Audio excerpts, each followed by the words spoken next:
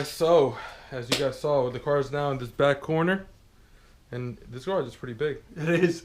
We are gonna have to put the other one in here. Yeah. And still have some work room up here. Yeah, if you clear the corner, yeah. Yeah, and then we have all this space up here.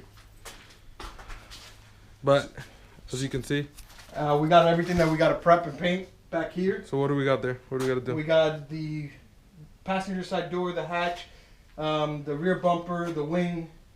The rear filler. The rear filler, the front filler somewhere over right there. It's right there, behind the bumper. The front filler, that's a small piece. That's there. And the two fenders up here. But before we get there, we're going to have to clean that corner. Yeah, we're just going to like throw all the stuff that's in the way here, like the seat, those wheels. We're going to like set that. So then we have basically, I would say from that seat back, we'll have all workspace and up here some. Yeah, I kind of want to like. We also got to put a cover on this car. Yeah, we got to do that, but you also definitely want to clean up a little bit. But we could do that later, actually. We'll just get everything off the floor so we have walk-around room. Because our plan is to lay out everything. We're going to go get more dollies, or whatever they're called. And we want to lay out every panel on a workstation, let's call it. Because that way, especially, he's going to paint those things. So when he's painting, he can just go one by one instead of having to let that panel dry and bring it down. Yeah, because basically today we're thinking, since with everything going on, we need to like put face masks and everything on. And no. Oh, you don't see it right there, right? I see it now. But that's cute. Let's go with the video. All right, so yeah, so like since with everything going on right now, we're not gonna go out today, but for the next time we're gonna have that all set up because, like he said, we don't want to waste time waiting for something to dry and bring it off and then turning it. So what we're gonna do is today, we got this door done last time. But today we're gonna do like one panel at a time, and hopefully we got two workstations. We have two, yeah. So we're gonna do exactly. Like, so we're gonna do two at a time. Probably do the bumpers, then we'll do the fenders. We'll break it down to whatever. I mean, I would like to get the doors done, the smaller things done. So the door is already done. The door just needs to be wet sanded. I think primered. That one needs to be wet sanded and primered. The hatch just needs to be wet sanded and primered. The focus areas are both fenders because they have little nicks and stuff. Yeah. So we got both fenders. Both bumpers and both filler panels. So it's actually not that much, to be honest. Yeah, that one of the fenders is pretty good. The other one's pretty bad. So yeah, the other one we could probably bang it out, which is what we're gonna try to do, like smooth it out. And we don't have primer, do we? I think we have some. We do. Okay, so hopefully we don't have acetone. I don't know what we have. It's been a while. Yeah. So hopefully if we have the materials needed, we will primer on as many panels as possible. So next time it'll just be any touch-up body filler. And one last thing of primer, since we found out on the hood that we need to have primer down, so kind of like it gives it a good surface. Yeah, because otherwise it comes out looking very blotchy. So regardless, we're gonna have to primer. Right. So we're gonna do that. We're gonna primer anything that needs to be done. So next video, hopefully, if everything goes good today, we'll let you guys know at the end of the video. We'll paint next time, and then we'll reassembly time. That is reassembly. Then after that, like on our off time, we're gonna have to figure out what we're missing. How we're gonna get the seats to work, which I'm thinking we're just gonna cut and weld the brackets where we need it. Yeah, so all that stuff we're gonna figure out, but most importantly is getting everything painted because now we are on a time crunch because we have other projects we got to get in, and this is completely delaying us. I've been on the side. I've been working on my RS off camera because the weather's getting so much nicer, and I didn't want to be held back because of that. Yeah, I recorded like 2 videos on my car. Yeah, so that'll be coming up pretty shortly. Yeah. Right after this build will be his build, and then we'll hop back on my car. And then we're going to go back to my car because I was just focused on getting it running right. Yeah. You guys will see the things I ran into, but we have everything laid out. So we're going to get to cleaning up and just making as much room as we can. Move some extra wheels we have and everything just to clean everything up. Because basically we want from that seat forward all our workstation. And that should give us more than enough room to lay everything up. All right, guys, let's get started.